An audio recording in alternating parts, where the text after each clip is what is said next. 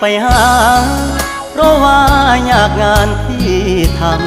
ำบ่ได้ใจดำยังคิดนำตัวน้องคือเก่าบ่ได้เปลี่ยนไป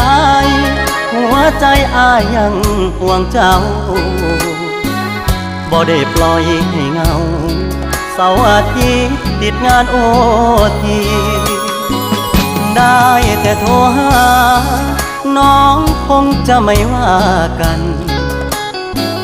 บ่เคยเปลี่ยนพันสัญญาหากมันคนดีบ่ได้กักมีกิ๊กบ่ได้เลีกสัญญาที่มีย้อนงานยุ่งอีหลีคนดีอย่าขี้เกียจอายเด้อขอหาสุมือเจ้ามาคือน้อยใจเฮ็ดหยังหยุดงานวันวางจะเดินทางเพื่อไปพบเจอ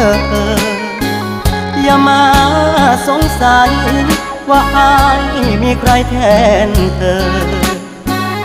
หักมันเสมอบอกเคยเพลอสิคิดนอกใจงานยากอีหลีเครื่องบินผ่านดูคลิปเพื่อนก็ไม่เคยจบหรอกมันหมุนติ้วเช้านี้ชมบรรยากาศรอบๆไปด้วยกันนะครับนี่ริมคลอง